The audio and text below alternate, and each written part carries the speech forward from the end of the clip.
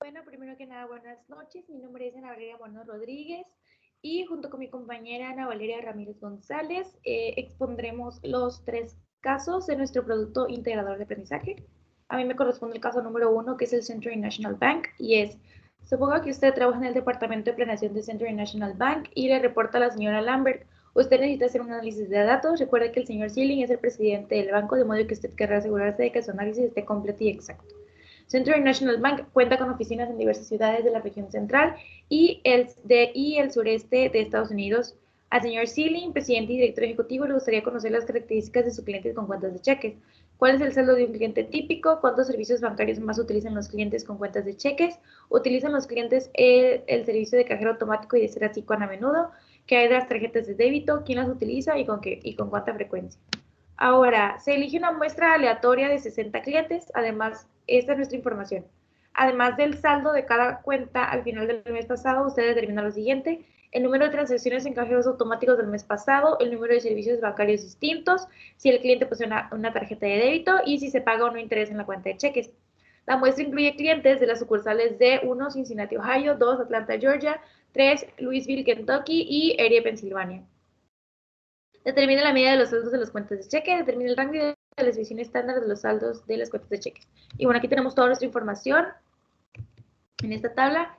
Y bueno, tenemos el planteamiento número 1, que dice: cuando Sealing asumió el cargo como presidente de Century hace algunos años, apenas comenzaba el uso de tarjetas de débito. A Sealing le gustaría actualizarse en el uso de estas tarjetas. Construye el intervalo de confianza de 95% de la proporción de clientes que las utiliza. Es razonable concluir que más de la mitad de los clientes utiliza tarjetas de débito con base en el intervalo de confianza. Revisa el problema y redacta una breve explicación.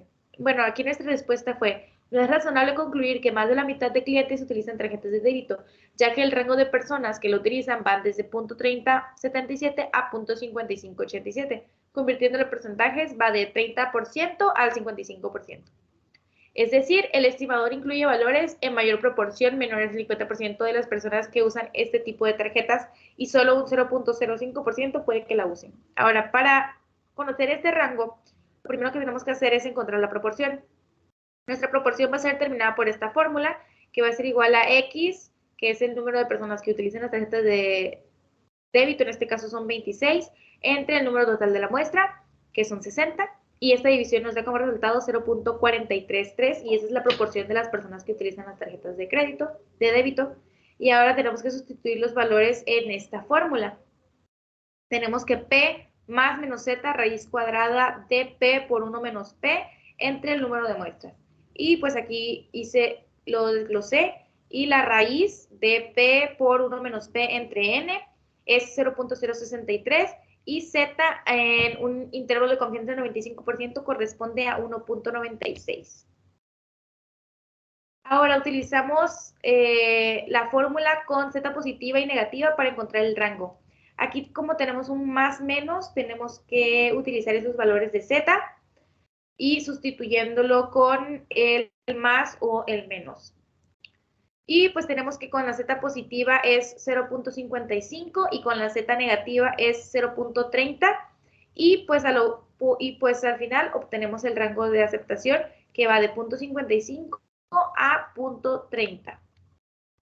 Y pues así podemos dar respuesta a esta cuestión. Ahora, 2. En los años recientes también se observó un aumento del uso de cajeros automáticos. Cuando el señor Sealing asumió la responsabilidad del banco, el número medio de transacciones mensuales por cliente eran 8. Ahora le cree que aumentó a más de 10. En realidad, a la agencia de publicidad que prepara comerciales de televisión para el banco le gustaría usar este dato en el nuevo comercial que diseña. ¿Hay evidencia suficiente para concluir que el número medio de transacciones por cliente es mayor a 10 por mes? Es la pregunta número 1. Ahora, ¿puede afirmar la agencia de publicidad que la media es mayor de 9 al mes? Es la pregunta número 2. Ahora, utilice un nivel de significancia de 0.05 para responder esto. La respuesta a nuestra pregunta número 1 es: no hay evidencia suficiente para concluir que el número medio de transacciones es mayor a 10 por mes. ¿Cómo obtenemos eso? Bueno, como paso 1 tenemos que establecer nuestras hipótesis. En este caso, nuestra hipótesis nula es que la media es menor o igual a 10.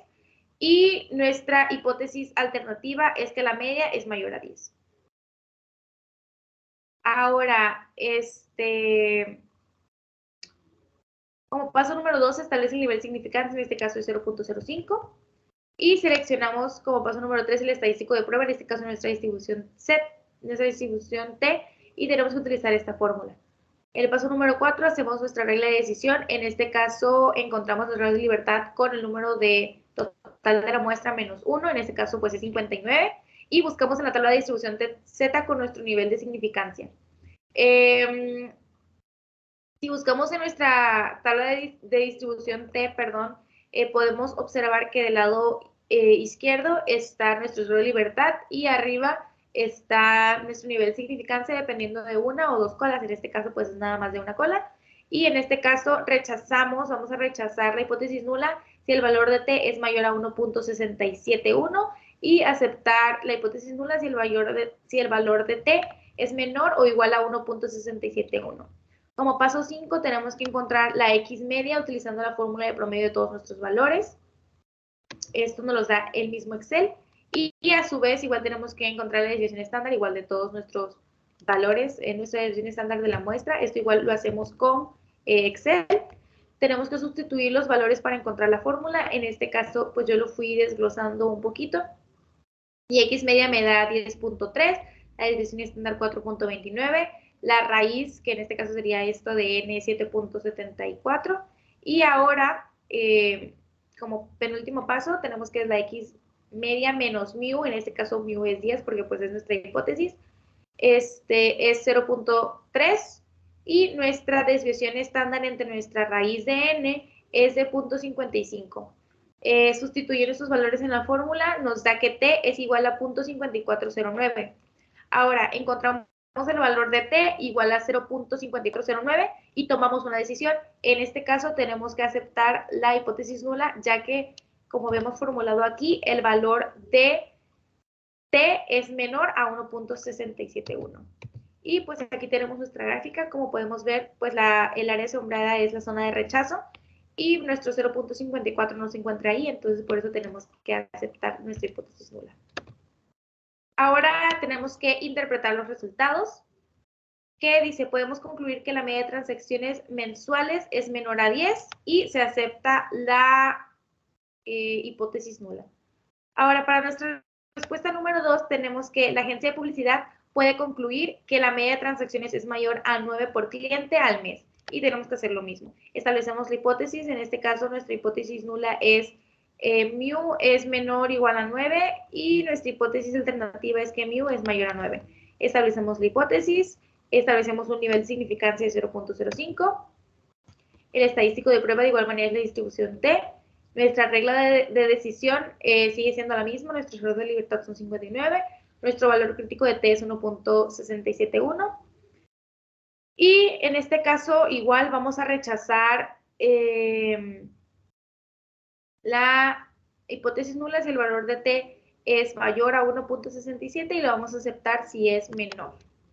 Ahora encontramos la X media, encontramos nuestra desviación estándar, sustituimos los valores igual de la muestra y en este caso, sustituyendo todos estos valores, encontramos que T es igual a 2.34 y como es mayor a 1.671 que habíamos formulado en nuestra regla de decisión, tenemos que rechazar la hipótesis nula. En este caso, vemos que el valor de nuestra T, 2.34, se encuentra en la zona de rechazo, entonces rechazamos nuestra hipótesis nula. Y pues da respuesta a nuestra segunda pregunta. En este caso, pues es mayor a 9 el número de transacciones. Ahora, se interpretan los resultados y concluimos que la media de transacciones es mayor a 9. Y la pregunta número 3 dice, el banco tiene sucursales en 4 ciudades distintas, Cincinnati, Ohio, Atlanta, Georgia, Louisville, Kentucky y Erie, Pensilvania. El señor Silly le gustaría saber si hay alguna diferencia entre los saldos medios de las cuentas de cheques de las 4 sucursales. Si hay diferencias, ¿en cuáles sucursales se presentan? Utilice el nivel de significancia de 0.05. Nuestra respuesta es, se presentan diferencias de los saldos en todas las 4 sucursales en las distintas ciudades. Ahora, para nuestro procedimiento tenemos que acomodar los saldos de las 4 sucursales. Estos son todos los saldos de las sucursales y tenemos que establecer la hipótesis, el nivel de significancia y el estadístico de prueba. En este caso, nuestra hipótesis nula es que todas las medidas son iguales y nuestra hipótesis alternativa es que no todas las medidas son iguales. El nivel de significancia es 0.05 y nuestro estadístico de prueba es la distribución F. Ahora, tenemos que obtener los grados de libertad del numerador. En este caso, pues es el número de tratamientos o de muestras menos 1. En este caso eran 4 muestras y tenemos que nuestros grados de libertad del numerador es de 3. Y pues el denominador, que es el número total de muestras, menos el número total de datos, menos nuestras muestras. Y ahora, encontramos el valor crítico de F en la tabla de distribución de F. En esta tabla, en la parte de arriba, tiene los grados del numerador y en la parte de la izquierda tiene los grados de libertad del denominador. Y encontramos que nuestro valor crítico de F es 2.7694 y tenemos que formular la regla de decisión. En este caso vamos a rechazar la hipótesis nula si el valor de F es mayor a 2.76 y la vamos a aceptar si es menor o igual a 2.97. Ahora tenemos que insertar nuestra tabla NOVA desde Excel. Tenemos que buscar la pestaña Datos, después Análisis de Datos y Análisis de varianza de un factor. Tenemos que llenar pues la información correspondiente y pues damos a aceptar. En este caso, en el rango de entrada seleccionamos pues toda nuestra tabla, los rótulos que tenemos en la primera fila, nuestro alfa y pues el rango de salida, que es básicamente donde queremos que se ubique en esta tabla. Ahora, esa es la tabla que nos arroja el Excel y aquí podemos analizar que tenemos nuestro promedio, tenemos nuestro valor de F y tenemos nuestro valor crítico para F, que fue el que calculamos igual anteriormente, y tenemos que tomar una decisión. En este caso, se rechaza la hipótesis nula y se acepta la hipótesis alternativa. ¿Por qué podemos ver esto? Porque nuestro valor de F es 3.82 y nuestro valor crítico es de 2.77, como podemos ver. Entonces se encuentra en la zona de rechazo, por lo tanto rechazamos la hipótesis nula. Ahora, como paso número 6, interpretamos los resultados. No todas las medias de los saldos de las cuentas de bancos de las distintas ciudades son iguales, ya que F es mayor a 2.76. Ahora, como pregunta 4 tenemos, el señor Silling también tiene interés en los cajeros automáticos del banco. ¿Hay alguna diferencia en el uso de los cajeros automáticos de las sucursales? Y la respuesta es, no hay ninguna diferencia en el uso de los cajeros automáticos de las sucursales. ¿Por qué? Bueno, aquí tenemos que filtrar los datos del uso de los cajeros automáticos de las diferentes sucursales de todas las ciudades, como podemos ver aquí. Establecemos hipótesis, nivel de significancia y el estadístico de prueba, que en este caso es hipótesis nula, todas las medidas son iguales, la hipótesis alternativa, no todas las medidas son iguales, nivel de significancia de 0.05 y el estadístico de prueba es nuestra distribución F. Y pues de igual manera tenemos que obtener los grados de libertad del numerador, K-1, del denominador N-K, y el valor crítico de F en la tabla de distribución F, que fue, básicamente son los mismos valores que en el problema anterior. Y ahora tenemos que formular la regla de decisión. En este caso rechazamos la hipótesis nula si el valor de F es mayor a 2.7694 y la aceptamos si el valor de F es menor o igual a 2.7694.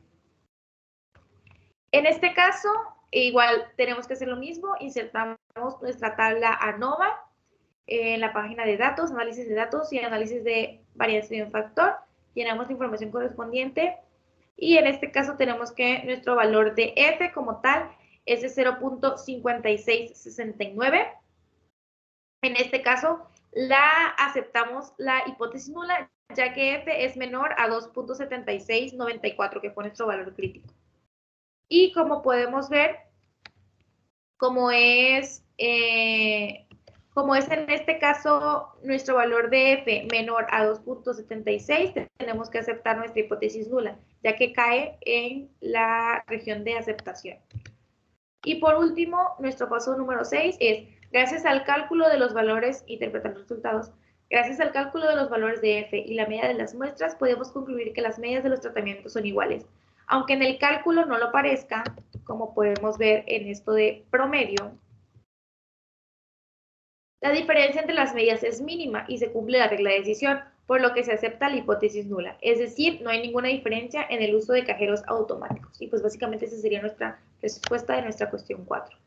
Ahora 5. Asimismo, los clientes que poseen tarjetas de débito tienden a usar cajeros automáticos en forma distinta de los que no lo tienen. Nuestra respuesta es, los clientes que poseen tarjetas de débito usan los cajeros automáticos de igual manera que los que no tienen tarjetas. Y vamos a ver por qué. Tenemos que filtrar los datos de las personas que utilizan cajero con tarjeta y sin tarjeta. Ahora establecemos hipótesis, nivel de significancia, y en este caso pues es una prueba de 2 colas, y tenemos el estadístico de prueba, en este caso la distribución T. Obtenemos los grados de libertad, que pues en este caso es 34, que son los datos de una muestra, y 26, que son los datos de la otra muestra, menos el número de muestras. En este caso, los grados de libertad con nuestro nivel de significancia los vamos a encontrar en la distribución T, y nuestra regla de decisión va a ser que aceptamos la hipótesis nula si el valor de T se encuentra entre menos 2.002 a 2.002. Este pues es el valor que encontramos en nuestra distribución T. Y ahora tenemos que calcular las desviaciones estándar de la muestra. En este caso, y las medias. En este caso, la X media de nuestra primera muestra es 10.23, la desviación estándar es 4.34, la X media de nuestra segunda muestra es 10.35 y la desviación es de 4.31.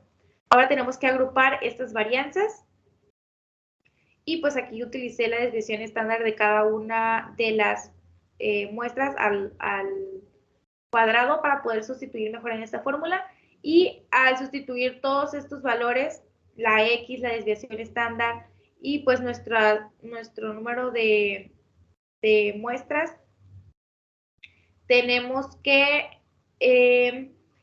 la agrupación nos da un total de 10.7658, que es básicamente toda esta fórmula. Y tenemos que determinar el valor de T mediante esta otra fórmula, que es pues la X media de la primera muestra menos la X media de la segunda muestra, sobre la raíz de nuestra agrupación por 1 entre la muestra número 1 más 1 entre la muestra número 2. Y pues al sustituir los datos en la fórmula, vamos a obtener el valor de T. En este caso, sustituyendo todos estos datos en esta fórmula, nos da que el valor de T es menos 0.1082 y tenemos que tomar una decisión. En este caso, aceptamos la hipótesis nula. La decisión es no rechazar la hipótesis nula, ya que el valor de T, es decir, menos 0.1082, se encuentra entre el rango de aceptación de 2.002 a 2.002. Por lo tanto, se concluye que los clientes que poseen tarjetas de débito usan los cajeros automáticos de igual manera que los que no tienen tarjetas. Y pues aquí podemos ver, este es nuestro valor de T y se encuentra dentro de todo este rango de aceptación. Esta es nuestra región de rechazo y aquí está T justo casi en medio. Ahora, ya como último cuestionamiento tenemos, consulte los datos del Century National Bank, utilice el saldo de cuentas de cheques como variable dependiente y como variables independientes el número de transacciones en cajeros automáticos, el número de otros servicios empleados, si el individuo tiene tarjeta de crédito y si paga interés en la cuenta en particular, indique en un reporte qué variables parecen relacionarse con el saldo de la cuenta y si explican bien la variación de los saldos de la cuenta.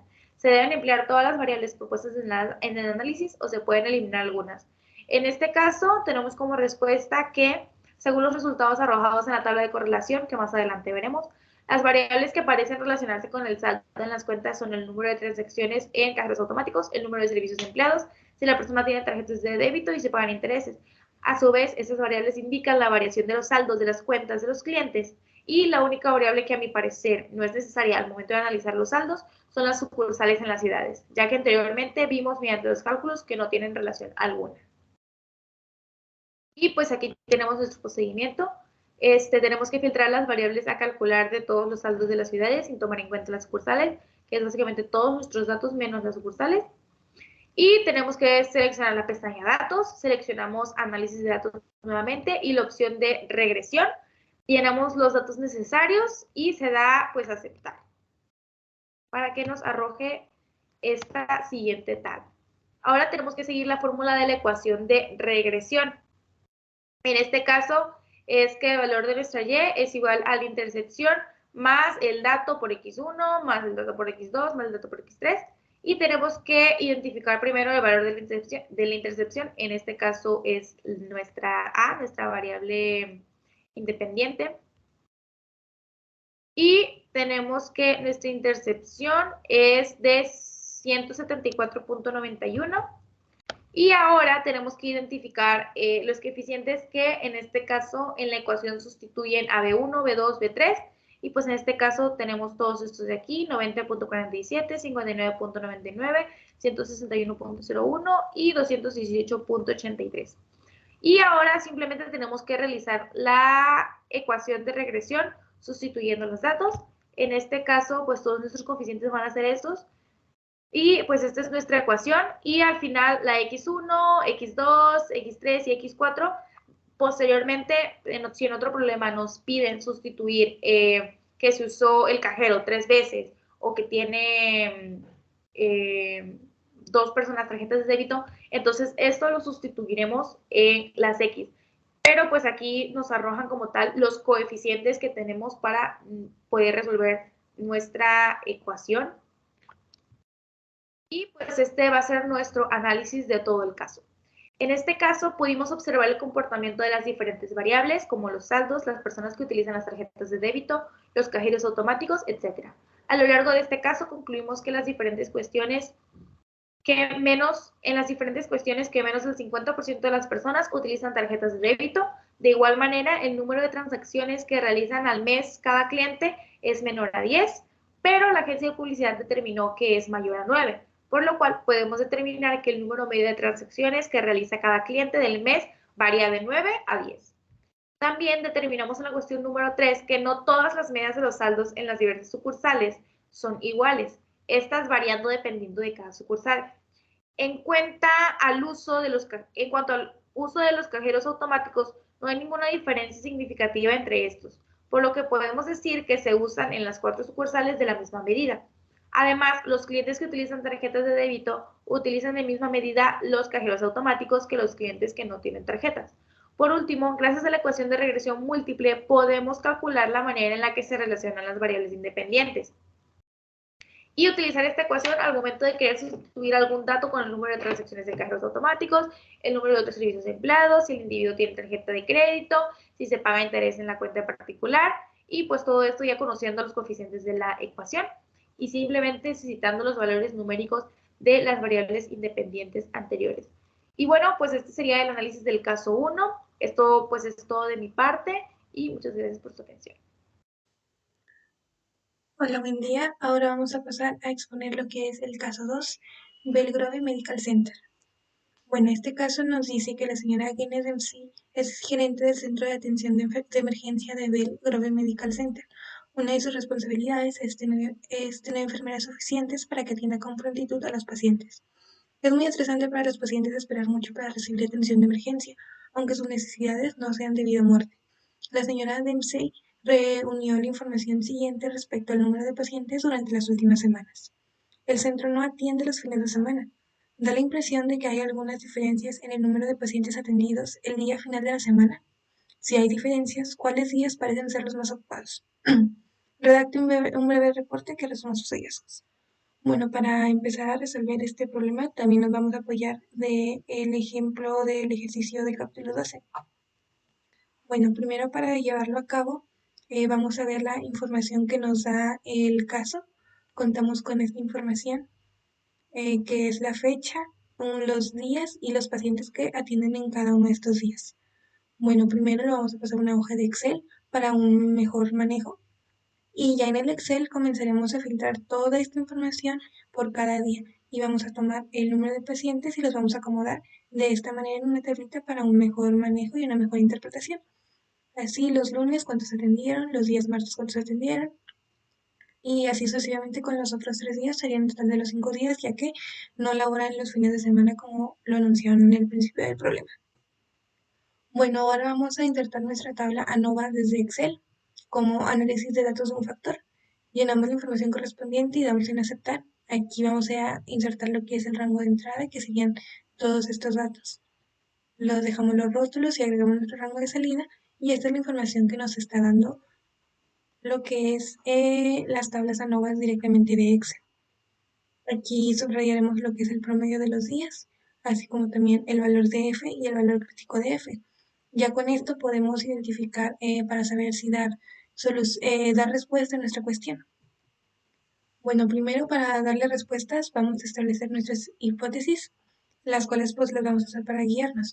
La hipótesis nula establece que no hay diferencia en el número de pacientes en el día final de la semana. Como sabemos, de acuerdo a los días que trabajan, el día final de la semana sería el viernes, estableciendo que este día tiene el mayor número de pacientes atendidos, por lo que la hipótesis nula indica que no hay diferencia, mientras que la hipótesis alternativa establece que sí hay diferencia en el número de pacientes en el día final de la semana, por lo que habrá algún otro día que tenga el mayor número de pacientes atendidos y no será el viernes. Y tenemos la hipótesis alternativa de que sí hay diferencia. Para dar respuesta a nuestras cuestiones y saber cuál hipótesis es la que debemos aceptar, vamos a corroborar toda esta información en base a una prueba de hipótesis como el ejemplo que brindé el libro. Y primero vamos a identificar la media global de cada uno de ellos y al número de pacientes se lo vamos a restar. De igual manera, sacaremos el cuadrado de todas esas cantidades y obtendremos la suma. Aquí también lo que es, de igual manera, sacaremos también lo que es el número de pacientes menos la media de cada uno de los días. Y al final sacaremos los cuadrados y los sumaremos. Aquí nos da lo que es 510.55 y la 955. Esta cantidad la vamos a restar y nos estaría dando un valor de 411.30, que como podemos ver aquí en la tabla ANOVA es la misma que nos proporcionó, 411.3. Entonces quiere decir que todos estos datos son correctos, así que podemos pasar a corroborar nuestra información para aceptar o rechazar nuestras hipótesis. Bueno, recordemos, nuestras cuestiones eran: el centro no atiende los fines de semana, da la impresión de que hay algunas diferencias en el número de pacientes atendidos al final del día. Si hay diferencias, ¿cuáles días parecían ser los más ocupados? Bueno, para hacer la primera respuesta nos indica que nuestro valor crítico es de F3.06. Como aquí lo podemos ver, esta es la cantidad más larga, redondeada es 3.06. Por lo tanto, como este número es menor al valor de F, quiere decir que sí hay diferencias en el número de pacientes que estuvieron atendidos al final de la semana, y este no es el más ocupado de los 5 días. Por lo tanto, vamos a rechazar nuestra hipótesis nula y aceptamos lo que es nuestra hipótesis alternativa. De acuerdo a la segunda cuestión, nos indica que cuáles días parecen ser los más ocupados. Bueno, aquí vamos a usar nuestra tablita con los promedios de cada uno de los días. Aquí está cuántos variables nos da y esta es la suma de cada uno de ellos. Este es el promedio, es la media. Y bueno, aquí tenemos que en base al promedio, observamos en la tabla roja, podemos decir que el día más ocupado son los días lunes, ya que tiene el promedio de 36.75. De ahí seguiría el día viernes, que es 33.75. Después el día martes, para luego el miércoles y por último el jueves.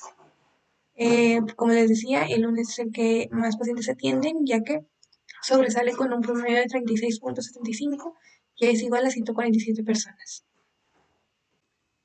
Bueno, ahora pasaremos a explicar el caso 3 de Terry and Associates, que es el tiempo para entregar equipos médicos. Leemos el caso, que sería: Terry and Associates es un centro especializado en pruebas médicas de Denver, Colorado. Una de las fuentes principales de ingresos de la compañía es un equipo para detectar cantidades elevadas de plomo en la sangre. Los trabajadores en talleres de hojalatería de autos, en la industria de jardinería y los pintores comerciales de casas están expuestos a grandes cantidades de plomo y, por lo tanto, se deben someter a una prueba de forma aleatoria. Es muy costoso realizar la prueba, por lo que los equipos que se suministran por pedidos a diversos lugares del área de Denver. Kathleen Terry, la propietaria, tiene un interés en determinar los costos adecuados por entrega, Para investigar esto, Terry reunió información sobre una muestra aleatoria de 50 entregas recientes. Los factores que se consideran relacionados con el costo de entrega de un equipo son la preparación, el tiempo de entrega y la distancia recorrida en millas. Bueno, la información que brinda el problema y con la que se cuenta es la tabla con las 50 muestras recientes. Aquí nos da cuál es el número de muestra, su costo, el tiempo en minutos de preparación, el tiempo en minutos de su entrega y las millas recorridas para hacer. Y así nos da la información con las 50 muestras.